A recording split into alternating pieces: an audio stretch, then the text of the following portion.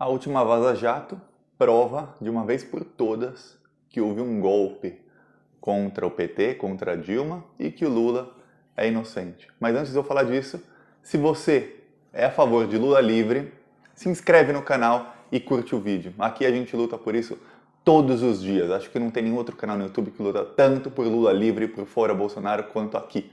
Então se inscreve no canal se não for inscrito e curte o vídeo. Agora vamos falar sobre a Vaza Jato. A Vaza Jato mostra conversas do Lula que foram ocultas pelo Sérgio Moro. Ele ocultou isso para que ninguém soubesse.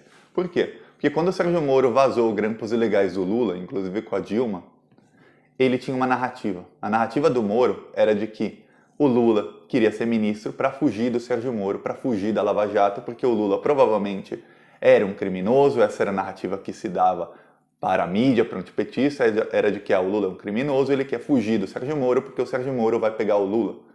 Eles já tinham uma narrativa errada naquela época de que o juiz ia pegar o réu. Quem pega o réu deveria ser a procuradoria, a acusação, e não o juiz. O juiz apenas analisa os fatos e condena ou não.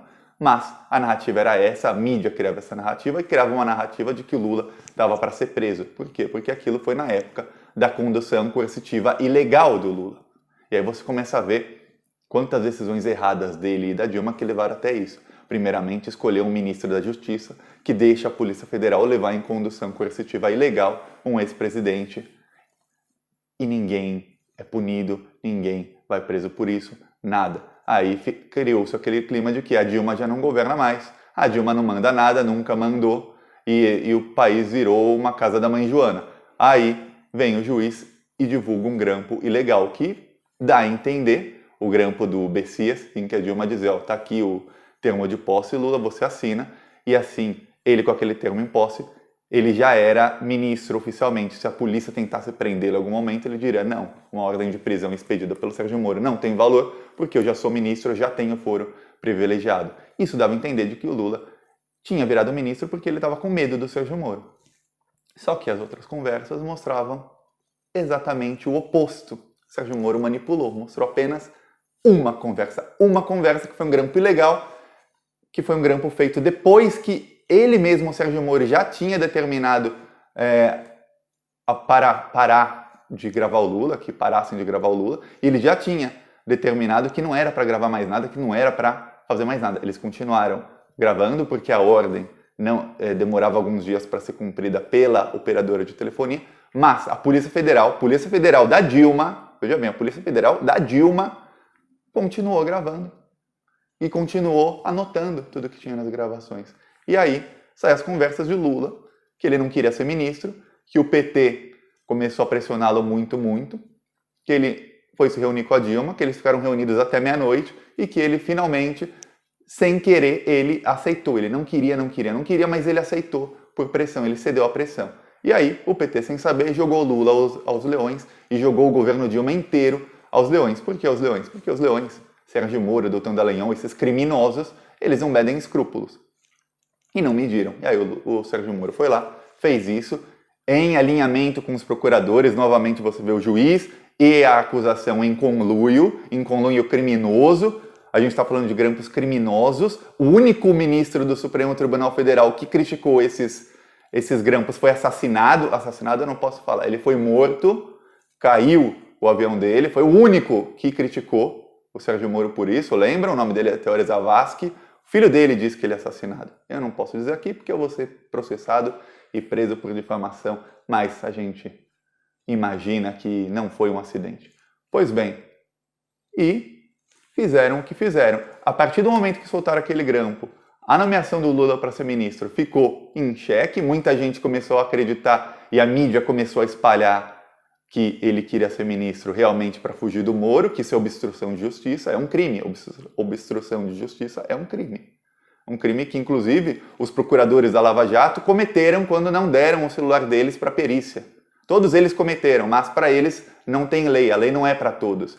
Aquele filme Lava Jato, A Lei é para Todos, é a maior piada do século, porque a lei não é para todos, a lei não é para eles. Se fosse, Sérgio Moro já estaria preso, com ou sem foro privilegiado. O Doutor Dallagnol já estaria enjaulado. Lugar de gente assim é jaula, como animal perigoso. Tem que ficar enjaulado, longe do público. É isso, esses procuradores estariam todos já enjaulados com Sérgio Moro, e com todos os que fizeram esse conluio. Fizeram um conluio e você vê nas conversas como o Lula é inocente, porque você vê um cara que era acusado de tantos crimes, o chefe do Petrolão, aquele que roubou 1 bilhão. Eu tenho que escutar às vezes gente dizendo, o Lula roubou mais de 1 trilhão. Aí vem esse cara, conversas privadas dele, sem saber que está sendo gravado, com presidenta, com presidente do PT, com todo mundo, com amigos dele, com ministros, com gente do círculo social dele. Ou seja, se ele é esse criminoso, seriam os comparsas dele. E ele dizendo, aceitei ser ministro, aceitei ser ministro, vou conversar até com o Eduardo Cunha, aí ele conversa até com Michel Temer, ele fala com Michel Temer, e você não vê nada, nenhum indício de crime, nenhuma menção a crime, nada. Você vê um cara que ele até fala para o Michel Temer, eu quero que o amor volte a reinar no Brasil, as pessoas estão perdendo o amor. O Lula sempre com o mesmo discurso, até longe das câmeras, no privado ele tem o mesmo discurso que ele tem na frente das câmeras, que o amor tem que vencer o ódio, o Brasil tem que se unir, um discurso conciliador, sempre. Você vê a inocência do Lula está ali provada nessas conversas. E o Sérgio Moro, sabendo da inocência dele, ele colocou ele tirou o sigilo, ele tornou pública a única conversa que poderia colocar alguma responsabilidade negativa para o Lula, de que talvez ele quisesse ser ministro para não ser preso. E não, as conversas provam exatamente o contrário, ele queria enfrentar o Moro. E o Gilmar Mendes, o ministro, deve um pedido de desculpas ao Lula e ao povo brasileiro, porque foi ele, o Gilmar Mendes, que hoje é o maior crítico de Sérgio Moro, que já chamou Deltan Dallagnol de bandido, de criminoso, de ladrão várias vezes em plenário. Foi ele quem assinou o documento do STF, a decisão que dizia que Lula não podia ser ministro. E nesse dia, o Gilmar Mendes acabou com o governo Dilma. Foi o Gilmar Mendes que deu a assinatura que acabou com o governo Dilma. Por quê? Porque nesse dia percebeu-se que, gente, a mulher não governa, essa mulher não governa mais. É o que se falava em Brasília, em todos os lugares. A Dilma não governa mais, acabou o governo. O pedido de impeachment estava prestes a ser aceito pelo Eduardo Cunha e ela não consegue nomear um ministro, ela não consegue nomear um simples ministro. Como é que a Dilma vai articular votos contra o impeachment? Como é que ela vai fazer promessas para os aliados políticos dela, dizendo, não, vai melhorar aqui, vai melhorar ali, vamos se organizar nisso, naquilo, quando ela não consegue nomear um simples ministro? E não qualquer ministro, um ministro que era ex-presidente. Um ministro que 5 anos antes saiu do governo com 87% de aprovação. E ela não consegue nomear esse cara ministro, o Lula. Aí acabou, não tem como, porque em articulações políticas, eles liberam emendas parlamentares, trocam cargos de posições, pessoas de cargos. Como é que a Dilma ia fazer isso se ela não consegue nomear um ministro? Se a Polícia Federal dela, subordinada a ela, vai lá e leva o ex-presidente coercitivamente, ilegalmente, ilegal.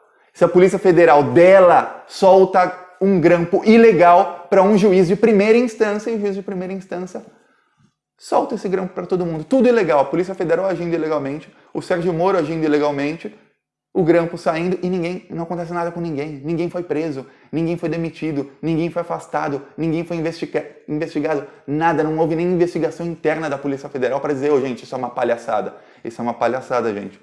O grampo, vocês poderiam grampear o Lula e anotar as conversas dele até esse dia, esse horário, que foi quando saiu a decisão do juiz. Desse dia em diante, não interessa se a operadora telefônica ainda está gravando. Vocês não podem mais nem escutar.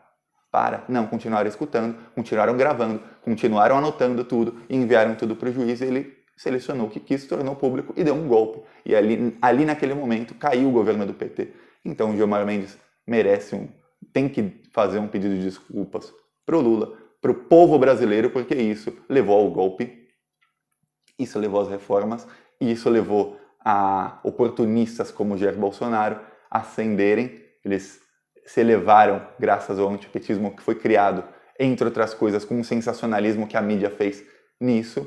E a mídia também deve um pedido de desculpas ao Lula. Os jornalistas que não forem cretinos devem todos um pedido de desculpa ao Lula, porque era muito fácil fazer trabalho jornalístico naquela época. Eles não investigavam nada, não precisava fazer nada, porque o juiz vazava tudo. os procuradores faziam o vazamento seletivo. Então, é muito fácil para um repórter vagabundo não ter que investigar, não ter que ir atrás de fonte, não ter que ir atrás de nada. Simplesmente a informação vem direto da fonte, assim, limpa para ele. Já tem quem manda a investigação é o juiz e os investigadores, ou seja, já está investigado, já está feita a informação e já está, inclusive, planificado de uma maneira que eles sabem como fazer o sensacionalismo em cima disso. Então, eles só iam lá e jogavam, era fácil. É muito jornalista vagabundo ficando famoso nessa época com antipetismo. Vários e vários e vários, porque era só pegar o vazamento e soltar na mídia. E aí, é claro que é da audiência. Vazamento seletivo contra o Lula, no momento em que a mídia fazia com que o antipetismo ficasse tão grande, fácil. Deu certo, o antipetismo explodiu e criou um monstro chamado Jair Bolsonaro agora. Os mesmos que criaram esse monstro estão sendo engolidos por esse monstro. Bem feito, mas nós não podemos perdoá-los. Nunca. Outro pedido de desculpas ao Lula, quem deve é o PT, porque o PT, e está claro nas conversas, o PT pressionou o Lula a ser ministro. O PT jogou o Lula aos leões. O Lula não queria ser ministro. O Lula não queria ser ministro, não era nem por estratégia política. Ah, o Lula é um grande estrategista, ele sabia o que ia acontecer. Não, não é por isso. Ele não queria ser ministro por questão de honra dele. Fala, eu sou o Lula, eu sou um cara, eu sou honesto, eu quero enfrentar o Sérgio Moro. Eu não quero ficar com a fama, levar para o resto da minha vida a fama de que eu fugi do Moro. Porque se não tivesse Vaza Jato, Lula virar ministro, salvo o governo Dilma, ia ficar para o resto da vida dele de que, olha, o Lula fugiu do Sérgio Moro. Quem é antipetista, o antipetismo ia crescer ali, focando naquilo. O Lula não está preso porque fugiu do Moro. O Lula é um covarde, o Lula isso, o Lula aquilo. Que é o que hoje nós, a esquerda, a gente pode falar de todos à direita. O Aécio, o Temer, a gente pode vir aqui chamar todo mundo de bandido, de criminoso, de vagabundo, porque eles nunca vão presos. E há uma vastidão de provas contra eles e eles fazem de tudo para fugir da justiça. O Bolsonaro também. E fazem tudo escancaradamente. E o gado bolsonarista ou os antipetistas, eles não veem isso, eles ignoram isso. E o Lula queria, e as conversas mostram a inocência dele, mostram como ele não queria ser ministro. Falou, não, eu quero ficar e enfrentar o Moro. E como o PT falou, não, a gente precisa de você para salvar o governo Dilma. Você, Lula, com status de ministro, você consegue negociar com todo mundo. Tanto é que o Lula falou com o Temer, disse que ia falar com o Eduardo Cunha, num momento em que o Temer já não falava mais com a Dilma, mas falava com o Lula. E na conversa entre os dois, o Lula, que é um excelente articulador político, ele citava o Alckmin, o Aécio. Por quê? Porque, para quem não sabe, o Michel Temer fez campanha para o Alckmin em 2006. O Michel Temer fez campanha para o Alckmin no governo do estado várias vezes de São Paulo. Na presidência em 2006 contra o Lula. Sabiam disso? Na época, eu lembro que eu falei, é uma burrice muito grande escolher o Temer como vice da Dilma. Ele fez campanha contra o Lula em 2006, 4 anos atrás. Por que agora ele é vice? Escolhe outro. Cederam, olha o que aconteceu. Foram se cercando de bandidos, os bandidos fizeram com o Lula e deram um golpe. Mas o Lula falava com o Temer, citou o Alckmin e Aécio, porque eles são amigos do Temer. E o Lula falou, olha o que a militância petista fez com o Aécio e o Alckmin, ó, estão acabando com eles, não sei o quê.